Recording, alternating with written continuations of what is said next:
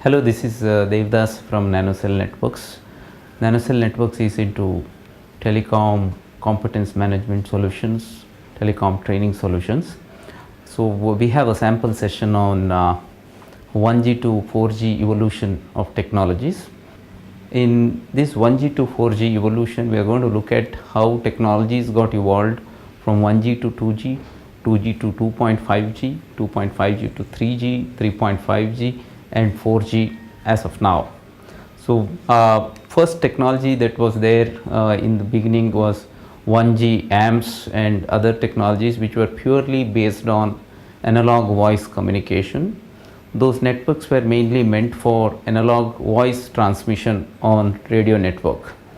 We had issues like system noise, we had issues like error correction and detection on the receiving end. So it was not giving the required voice quality in 1G network.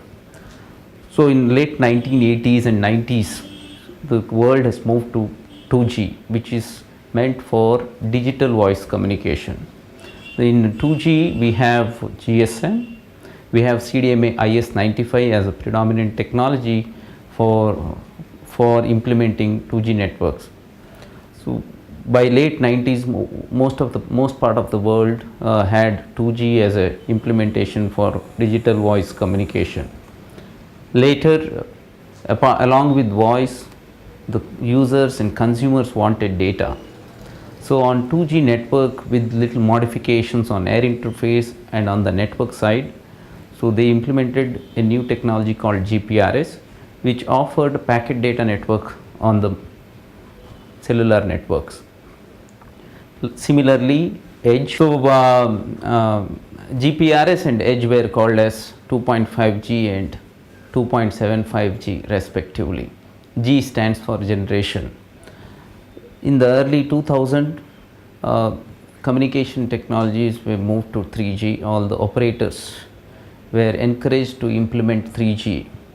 In 3G, we have various releases, and WCDMA technology was the choice for implementing 3G for GSM operators. So in 3G, what we used was WCDMA as an access technology, and we used a common core of existing 2G network for WCDMA, implementing WCDMA. How we have upgraded GSM to GPRS? Similarly, WCDMA was upgraded to HSDPA, HSUPA and HSPA plus to offer better data rate to the customer. So we called HSDPA, HSPA plus as 3.5G. Then the world moved to LTE, which is LTE basic, which is 3GPP release 8, which gave 100 Mbps data rate on the air interface. So 3GPP release 10 gave specifications for LTE advanced, so wherein the proposal was to give 1 Gbps in the air interface. So we call these technologies as 4G technologies for the implementation of cellular network. We have similar to LTE, we have WiMAX, which also offers high speed data rate on the 4G network. This is a network architecture of GSM network. So we have GSM radio network, which is connected to the two parts of the core network.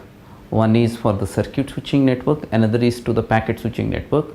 The MSE and GMSE were meant for communicating switching voice call, and SGSN and GGSN were meant for switching data calls. This is a network architecture of GSM network. So we have GSM radio network, which is connected to the two parts of the core network. One is for the circuit switching network, another is to the packet switching network. The MSE and GMSE were meant for communicating switching voice call, and SGSN and GGSN were meant for switching data calls. This particular slide talks about how 2G network architecture is. If you look at this slide, you see on one side radio network, on the other side core network. Again, on the core network side, we have two parts. One, circuit switched core network, which is responsible for switching voice call.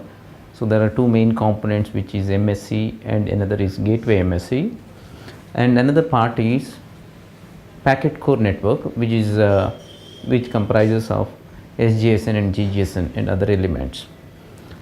This is responsible for switching data calls to the external networks.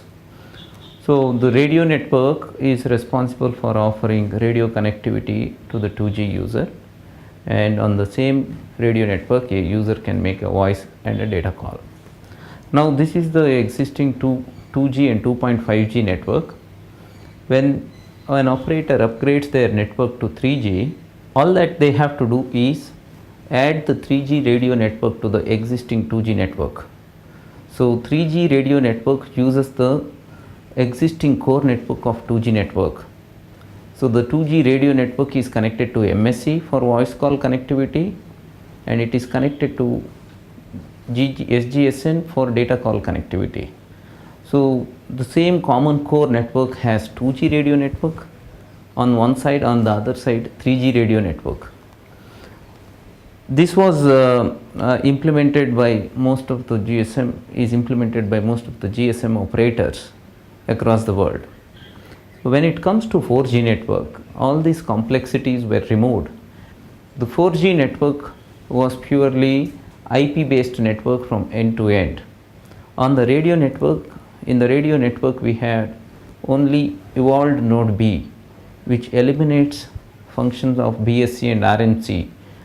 The BSCs and RNC's functionality is pushed to E node Bs. So on the radio network side we only see E node B, and E node Bs are interconnected, which is a new interface in 4G network.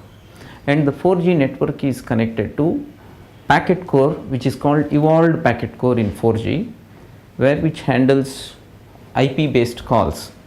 So if we look at the entire evolved packet system, which is called in 4G, one side we have radio and the other side we have packet core network, which comprises of total 4G network. In summary, 1G offers analog voice, 2G offers digital voice, 2.5G offers about minimum data rate of about 155 kbps. 3G offers 2 Mbps data connectivity where people can chat, internet, and 4G offers very high speed of broadband speed of maximum 100 Mbps, or LTE advanced can give 1 Gbps. Thanks for your patience. If you have any feedback, you can give it at info@nanocellnetworks.com. Nanocell offers telecom training, e-learning solutions, competence management solutions. If you have query, please email it to us. Thanks.